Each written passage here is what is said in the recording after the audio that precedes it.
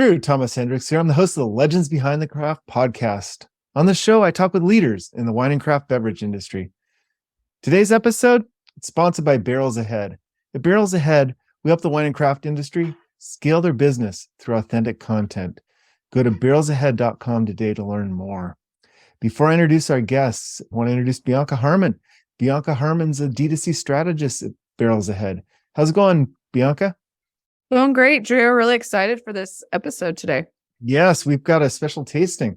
Before today's episode, got to talk. Last week, we interviewed Janelle Ducey, founder of J. Ducey Wines. Janelle's a fourth-generation Paso Robles wine grower.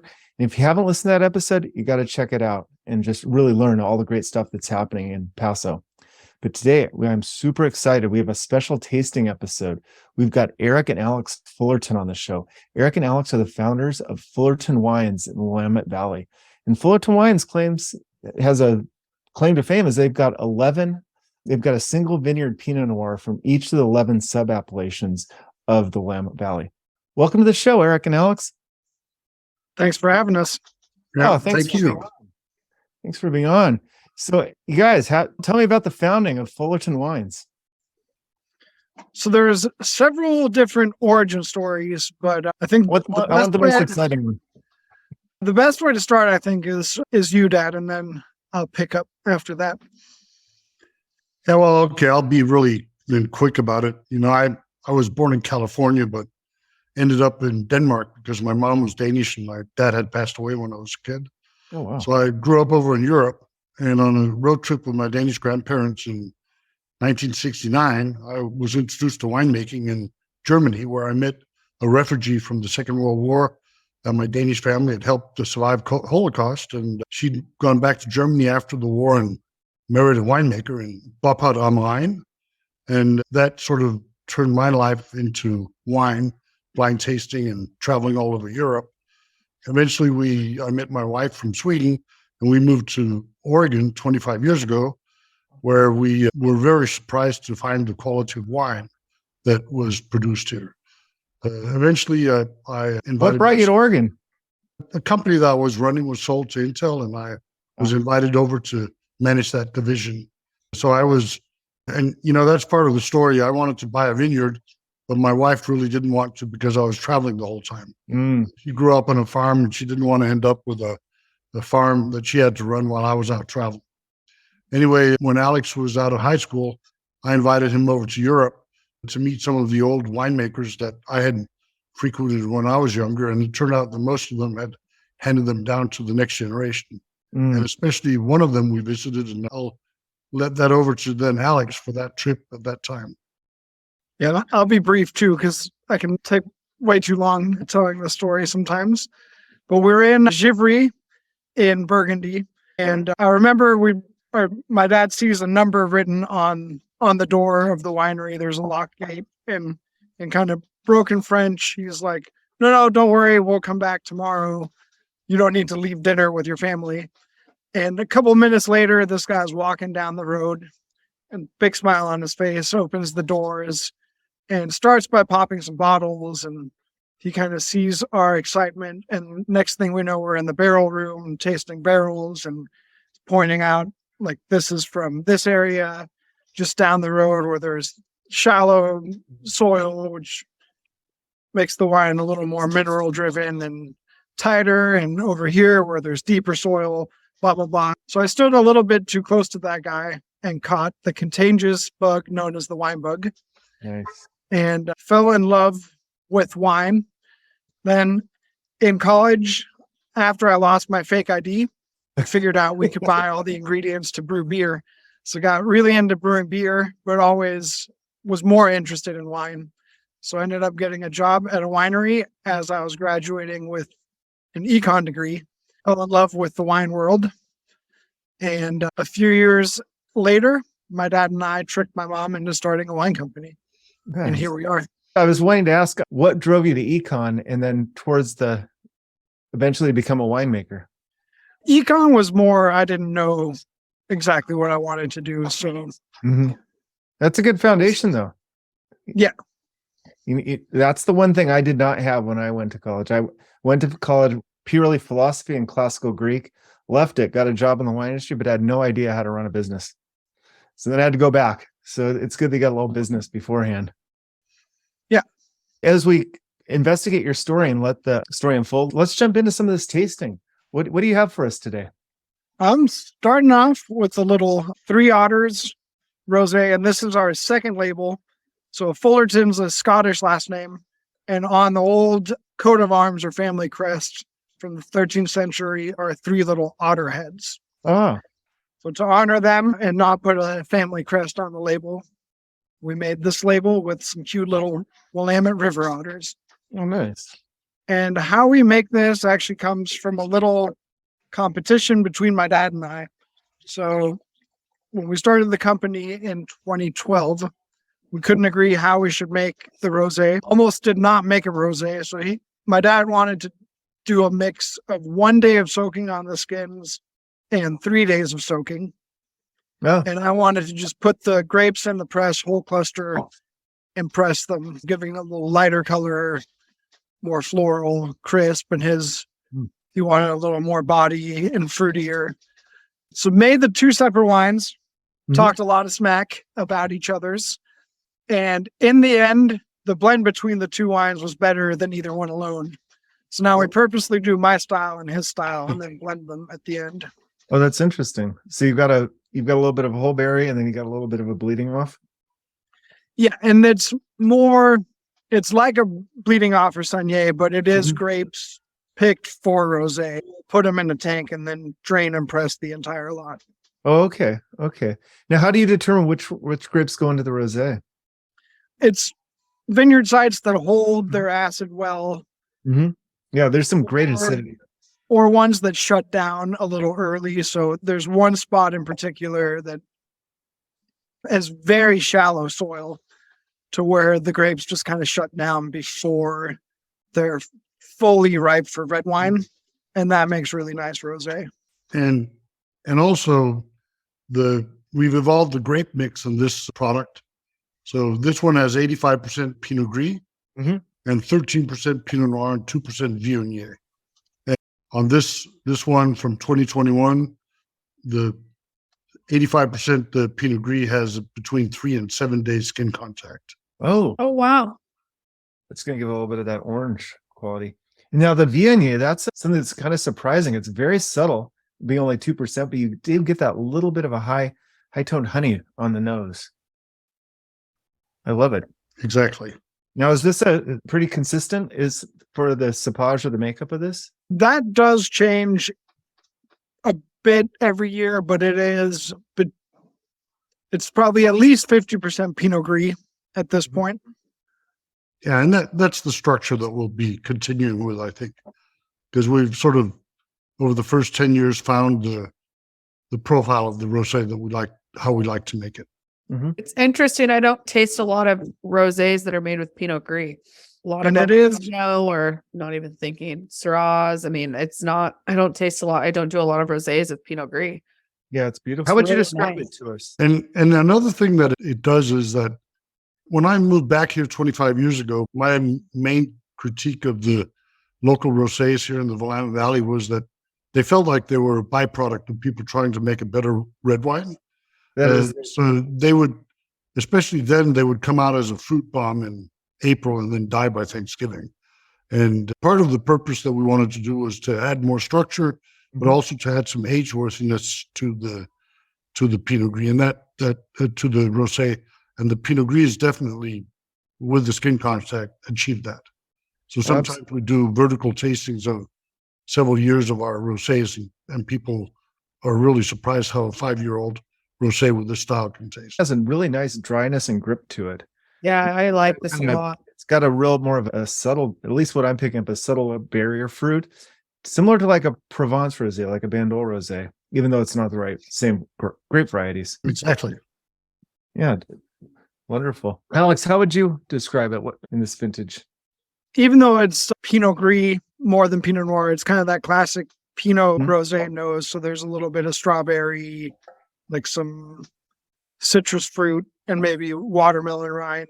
And through my dad's style, or the Pinot Gris that's soaked on the skins, You do get a bit of tannin and some mouthfeel and filling out the mid palate. Absolutely. But overall, we're going for freshness and drinkability with enough substance to pair with a wide variety of food and to hang out in the bottle for a few years if people choose to do that. Oh, for sure. For sure. Now, this opens up the chance to talk about like kind of the landscape of the Willamette Valley. Give us a kind of a rundown of where your vineyards or where your contracts are. I know they span all the subregions, but this rosé, where would these grapes come from in the region? This is a bit from all over, but mainly the southern part, Okay. which is the less densely populated, so less densely planted and less well-known area. And our Pinot Gris comes from all the way down south.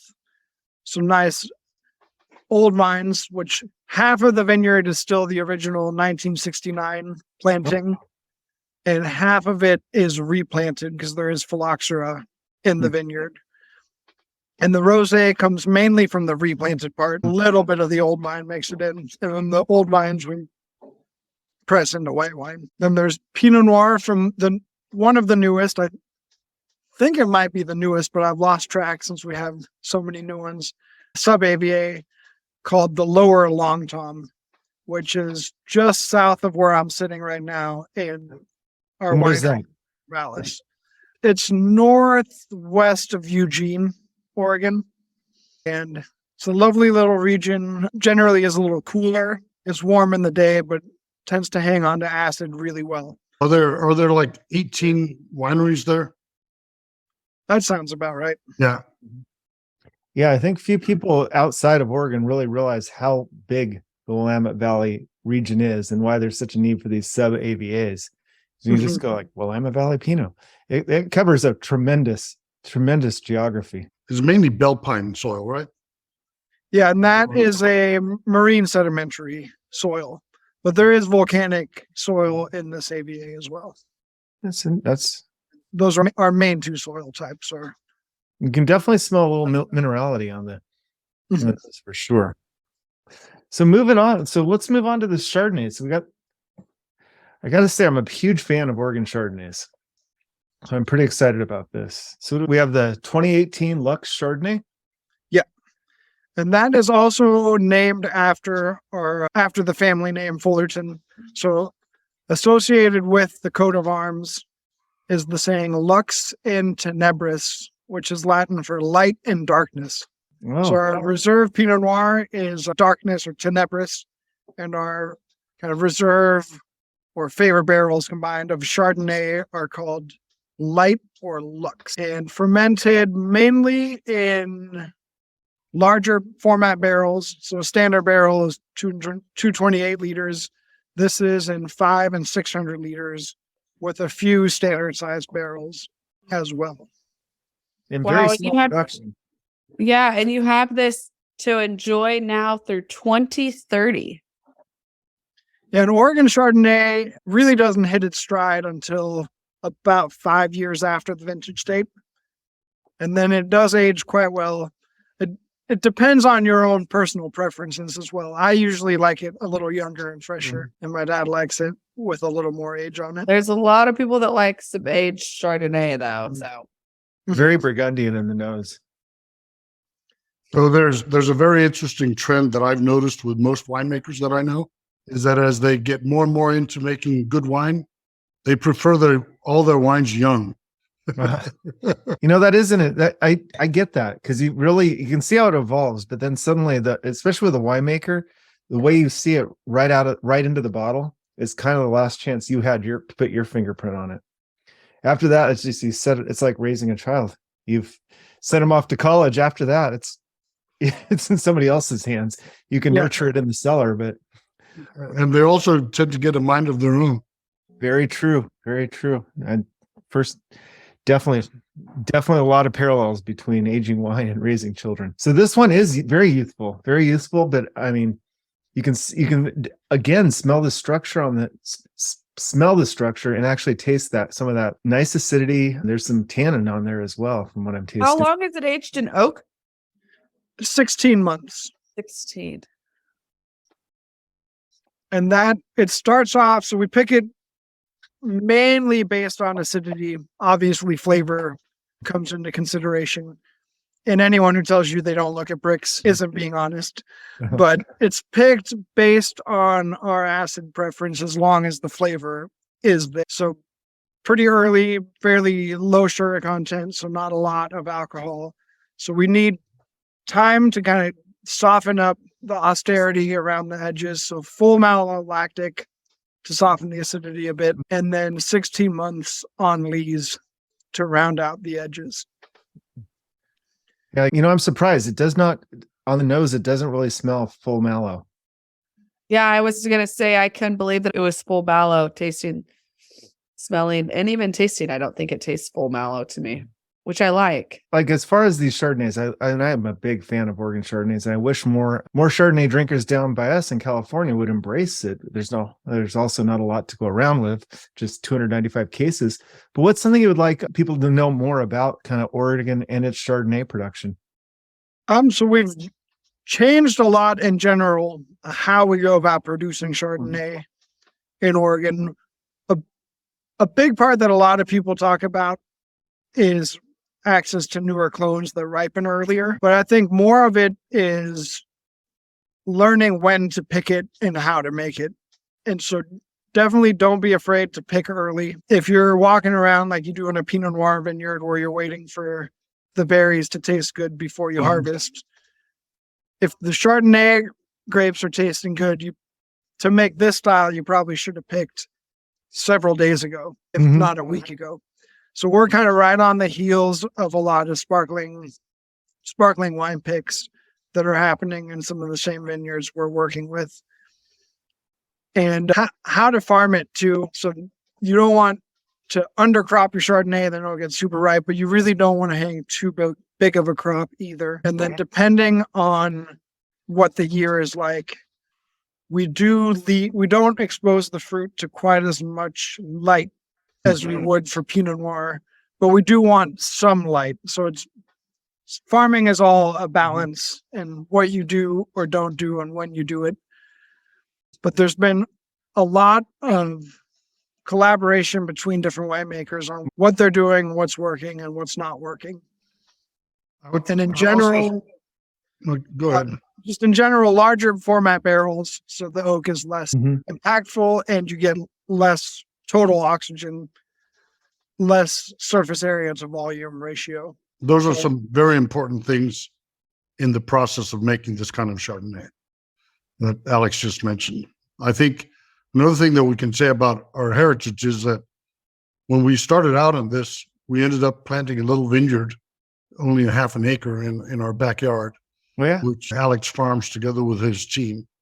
One of the conditions that I put up myself when we started looking at investing more money in this was that Alex actually learned how to grow the vines himself and not just to buy everything and make the wines.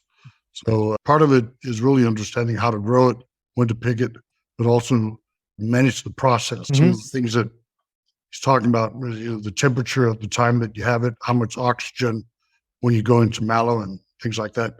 Bianca mentioned not being able to smell that it had gone through a full mallow. That's partially driven by the process you do it in as well. Yeah, that's fantastic. I like that though. You mentioned, so you've got a half acre in your backyard, and now, but Alex, you're also talking about farming and the important steps in the vineyard being spread out throughout being such a wide landscape. How do you make sure that all the vineyards are to your specifications? And are you out there, or are these contracts? He drives 5,000 miles every harvest. Oh my Lord. Oh, wow. When it's more the driving throughout the year and checking in, and the longer you work with someone, the more you can trust them. A lot of people that we work with, they know their vineyards like the back of their hands, but you always get to have a say in an acreage perspective, whether you trust the suppliers and kind of work hand in hand. Yeah. Over the last 10 years, I mean, there's a lot of expansion of sub AVAs and stuff. Give us a kind of a rundown of how the Willamette Valley has evolved in your eyes since the first harvest in 2012 versus now you're just wrapping up the 2023 harvest. Well, we came in right at the same time as a lot of other small producers entering the industry. And there was probably like a little bit of a lull. Now it seems like there's quite a few more producers and big producers, some Burgundians and Californian companies buying land up here as well. So there's definitely even more of a spotlight on Oregon than there was when we got into the industry.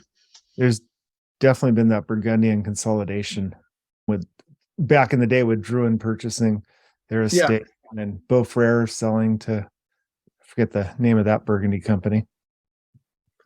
And Resonance, which is Jadot, buying up some really nice vineyards up here.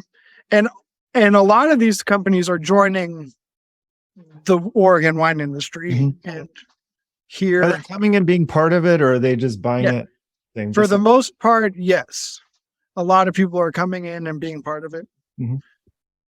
Eric, how would you say it's evolved? So Alex is connected with most of the growers and the producers and has a huge network, where my focus is more on the financial part and the business part. And, we were not really abreast of the fact that we would see a consolidation in the whole distribution part, where from 2008 until sometime a few years ago, about 70% of the distribution companies in the United States either went under or got consolidated. So we ended up with 30% of distribution. And as we started out as a young winemaking company, the whole access to the market and distribution became cluttered because the pipe to the consumer got narrower. More wine had to get through it. And then having our own tasting room became a lot more important to drive our club and our direct-to-consumer business. So there's been a lot of evolution in that. And then we had the pandemic and all these things that didn't help anything as far as distribution. So it didn't help at all. And then so we've had a lot of interesting experiences. And it's been very important to bring out a very high-quality product as because with all the science and the technology, it's become easier for people to make a sort of acceptable wine. So you really have to make sure that you make very good wine in order to be able to compete in a continued commodity market as we have. How has your distribution evolved? Is it the pipes become tighter? I know you're focusing more on direct to consumer, and I hear that you're starting a tasting room. Yeah, well, starting on one more. Don't you have one currently? Yes, exactly. So we started actually out in the lower floor of our house, right in front of that half a Chardonnay vineyard that we spoke about before, called Ivy Slope. But then we drove way too much traffic for our neighbors, and we had to move. So That's a common theme I heard. And we spent a lot of time looking around where we wanted a tasting room. And if we would go into wine country, we would really want a vineyard. Because when we go out and taste wines ourselves, we don't stop by the tasting rooms along 99 or other places. We go up to the places that have vineyards and wineries. So we ended up choosing a spot in Portland, in a park called Slabtown, where we have been for 5 years. And it's doing us very well. We've been able to grow our club to about 650 club members in there. And that's been a big part of our sales. Now, at the end of last year, we took ownership of the winery that were in Corvallis. And previous to that, we were just leasing it. Now we're the owners. And Alex is actually, apart from making our own wine, also doing the custom crush for a number of other labels in our winery as we have it today. But part of the vision behind taking ownership was also to establish a tasting room in Corvallis, which is more like in wine country, so that we can offer more square feet and more access to people to come and try all of the wines that we make. So that's the thing about opening a new tasting room and managing that in the winery where Alex is sitting today. Distribution, you asked about that? Yeah. What percentage is your direct to consumer versus sold? We're about 50-50 in dollars. And of course, 1/3 in volume direct and 2/3 through distribution because of the price difference that you get. And distribution mainly takes our second label. Some of the distribution takes the Fullerton label, but the Three Otters label is the main driver through distribution. Mhm. In the beginning, before the pandemic, we were fairly aggressive and expanding. So at one stage, we were distributed into about 35 states. And during the pandemic, we reduced that to about 20. We're increasing a little bit again, but we're at 20 to 22, 25 states. And also, early on, we would take on a lot of distributors that probably weren't the right match for us. That's a big problem a lot of people face. Yeah, that's something you have to learn. Mhm. You have to learn how to pick a distributor who really wants to develop your brand and is not there to try to milk you as if you were a big house that had a lot of marketing funds that you could keep on paying for your points of distribution, etc. We've had to learn that the hard way.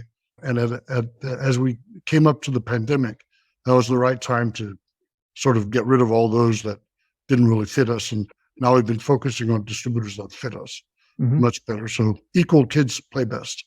Very good. I'm very excited for this, the Pinot Noir. As we move into the Pinot Noirs, give us a rundown of these 11, well, not these 11, but as we're tasting through these Pinot Noirs, 11 sub-appellations with a distinctive Pinot from each single vineyard. Yeah, well, we're going to start with the Furcrest, but I'll let Alex talk about the different AVAs and how we match them together. And Furcrest is from one of the best known sub-AVAs, which is Yamhill Carlton AVA. And that is, we've kind of loosely defined them, a lot of them based on bedrock. And not all of them, but Yamhill Carlton is almost exclusively marine sedimentary.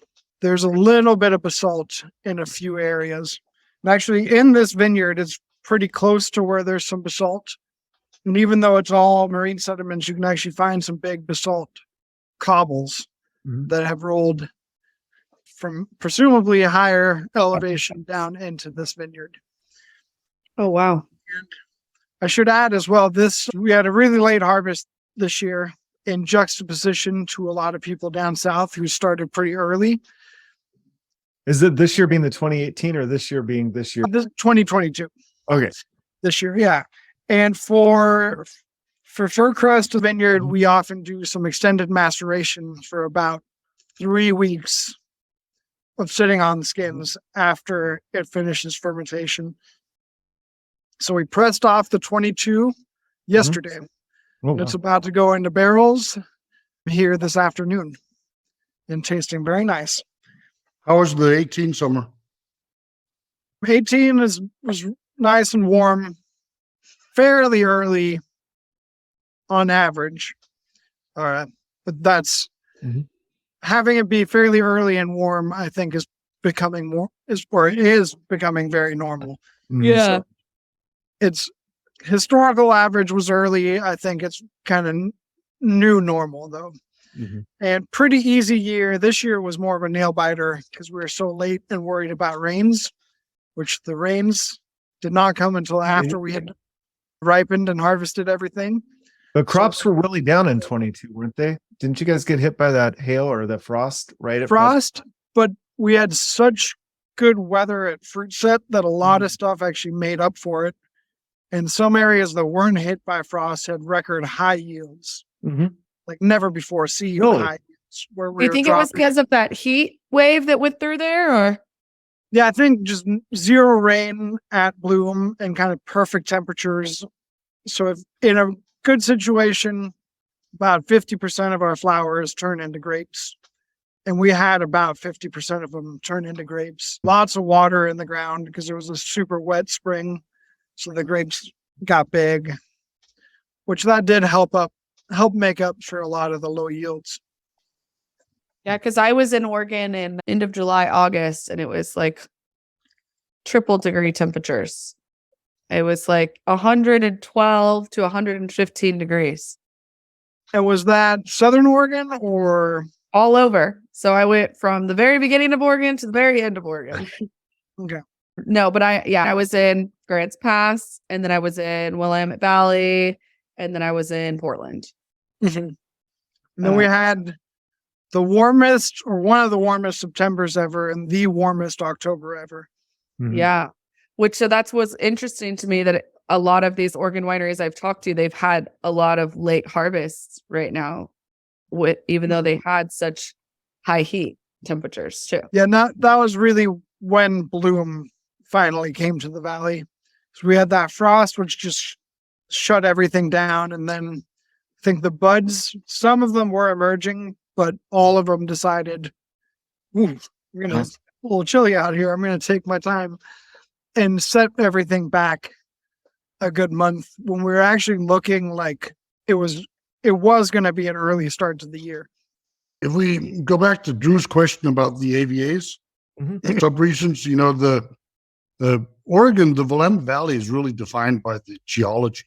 And when I speak with a lot of people, we end up talking about, jokingly, the thing about land before time. But 1/3 of Oregon was basically underwater until about 300 million years ago.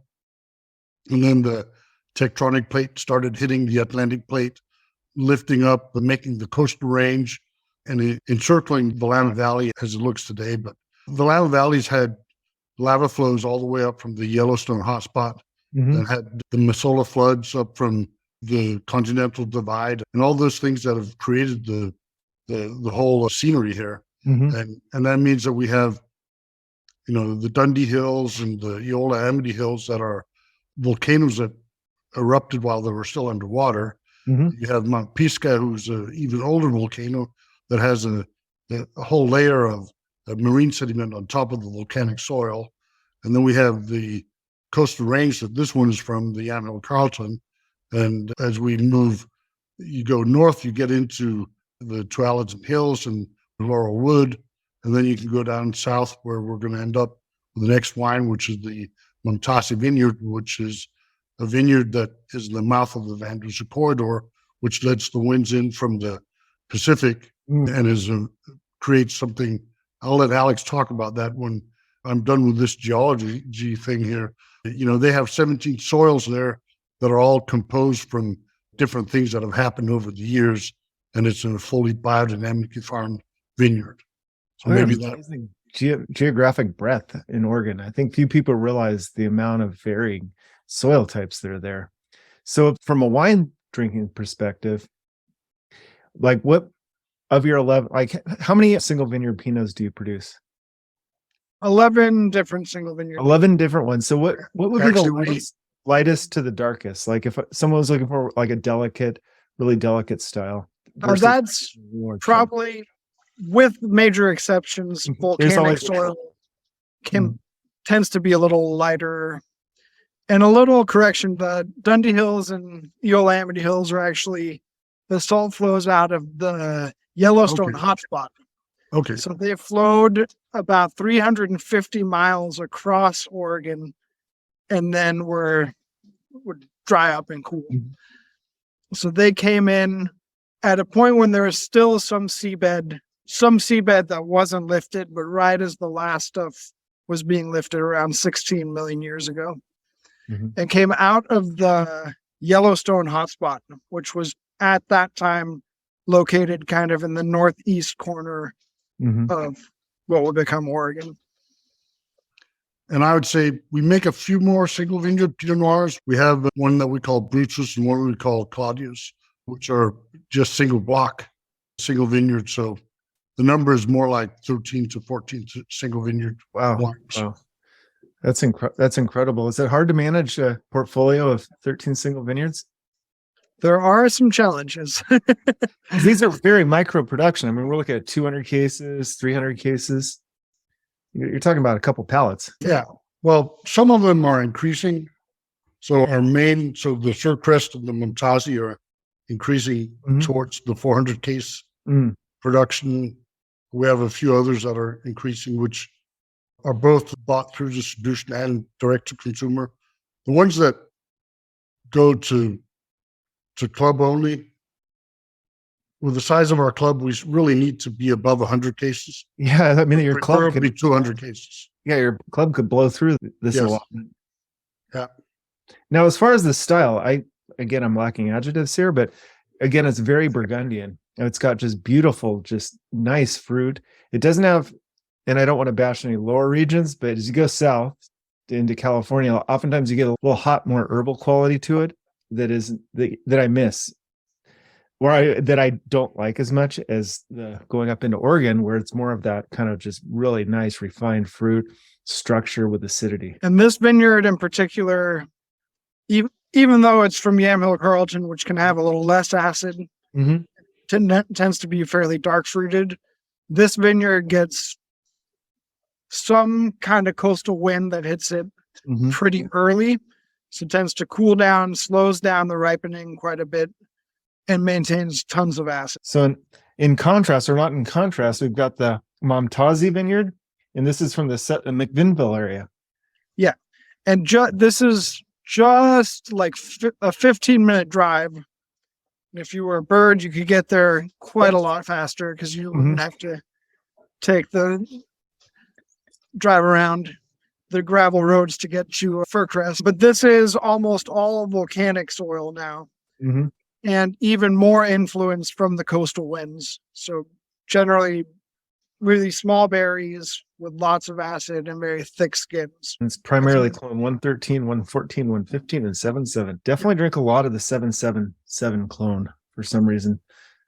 We're up in Santa Barbara quite a bit, and the Santa Barbara area has a ton of 777 clones. And it's just a very nice, well-rounded clone. Yeah, so talk to me about this Momtazi. So it's from the volcanic soils. I mean, the nose is a little bigger for sure, and the style, it's a little darker, and it's in the glass as well. And I would say this is maybe not the best example in general of volcanic soil in Oregon, because it tends to be a little softer, less tannic, generally a little more acid. It's thicker soil with higher clay content, so holds more water in the soil, which can slow down ripening a little bit and maintain acid. But McMinnville AVA is kind of a hodgepodge of volcanic and sedimentary soils, but has a really unique thumbprint from its proximity to the coastal winds. Tends to be kind of structured, I'll say it again, high acid, because that's the hallmark of it, and kind of earthy, maybe less overt fruit flavors, and can be a little herbaceous as well. There is a little more herbal note to it, and I would say a rounder quality fruit, and maybe a little less acid maybe than it's typical for this. To me, it has a real nice, broad, round palate. I think it's just time in the barrel, because if I remember right, the pH of this is like below 3.4, which is quite low for red wine. And how are these aged? In regular size barrels, about between a quarter and a third new oak, all French oak, and 16 months total. And then brought to tank for about a month and settled and racked and bottled, unfined and unfiltered. There's one thing to say about this specific area there in the mouth of the Van Dusen corridor is that, and it was sort of mentioned a little bit, but it really impacts the wine by having the grapes get smaller and having thicker skins. Because of most of the taste in a Pinot is in the skin. You get a more complex, delicate wine out of it with some notes of the tobacco and mushroom and leather and even a little barnyardiness together with that herbaceousness that you get from it being denaturalized through the growth. Delicious. These are fabulous Pinots. This is a treat. As we're kind of coming towards the end of the podcast, I'm going to ask you each the same question. 10 years into this venture, how do you stay motivated, and what excites you most about the next 10 years? Eric, you're first. Or Alex, you're first. Well, I'll let my dad go first. A lot of people ask me this, and the fact is that I could just retire and stop working, which I've tried about 3 times, and it doesn't work.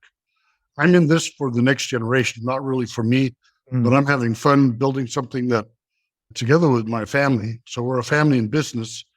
And my motivation is that I want to build something that's lasting, something that will continue at least the next generation and hopefully many more.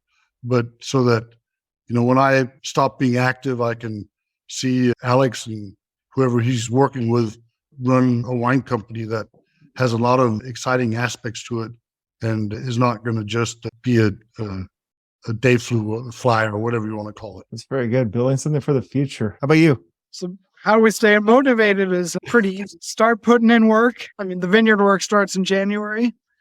And then you've already invested the time and energy. You need to do everything you can to keep that going. Farm the best, make the best wine you can. Don't make any mistakes. And then when you see it through to the bottle and you finally send the kids off to college, like you said, then you always get to check in on them. And that is hopefully a good time, assuming everything else up until that point went the way you wanted them to go. It's got to be so rewarding. I would also add so Alex does dabble in a lot of other things than just our Pinot Noirs. We had the Chard, but he also makes a Pinot Gris that's not a Rosé, and makes several natural wines, makes a Pet Nat. We have a Syrah. We have a dessert wine made out of Sauvignon Blanc, which is called Gertrude. And we haven't made the label yet, but it's homage to Alex's mom's mother, who was 96 in Sweden, still going very strong. And then we have our first 2 vintages of Cabernet Sauvignon in barrel, which I think the first one is going to be bottled sometime this winter or spring or something like that. So we're looking at a lot of other things than just the Pinot Noirs, and that, of course, makes life very exciting. So much opportunity. Is the Cabernet coming from Oregon as well? From Oregon, but Walla Walla Valley. Oh, it's the other side of the river. Yeah, the southern bit of Walla Walla is in Oregon. Some very well-known vineyards in that part. Oh, that's going to be fun. Some delicious, very opposite of the wine we're used to making. This is fantastic. Is there anything we haven't talked about that I'd like to bring up or give a shout out to anyone? I'll shout it out to my mom, Suzanne, since she could be here. Oh, I would have done the same, because she's the one that keeps us all honest and takes care of a lot of the whole financial part and some of the operational things with shipping, etc. And I would say this year, when we hardly could hire anybody for the tasting room, she basically put everything on her back and helped us through the hiring difficulties and ran everything on her own. So without her, we would have probably not made it through the end of the pandemic. That's amazing. a great shout out. That is a great shout out. These are great wines. Thank you, guys. So Alex and Eric, where can people find out more about you and Fullerton Wines? FullertonWines.com, and then visit us at our tasting room in Portland, and then soon in January, come down to the winery and try out our wines there, and probably get a barrel tasting or 2 from Alex and his crew. Oh, absolutely. Oh, that sounds fantastic. I might be up in a few months for the Oregon Symposium. Oh, Yes. nice. Well, I think Alex is going to be there. Are you? Yeah. I may see you. I haven't, and they actually committed yet, but I tend to go every year, and it's been a few years since I've been. Well, if you do, let me know, Absolutely. and we can pour you some more wine. Awesome. Well, thank I you. wish I would have come by there when I was in Portland. Wasn't thinking. Next You'll time. have to come back, Next I time. will. but Okay. plan it for cool temperatures. Okay. Maybe not as cool as they are right now. We might Yeah. get little whispers of snow here this week. Oh, already. Oh, geez, already. Wow. Well, guys, thank you so much. You have a Thank great you. rest of your day. Well, we thank you for having us. Thanks a lot. Here's Thank you. Thanks for listening to the Legends Behind the Craft podcast. We'll see you again next time, and be sure to click subscribe to get future episodes.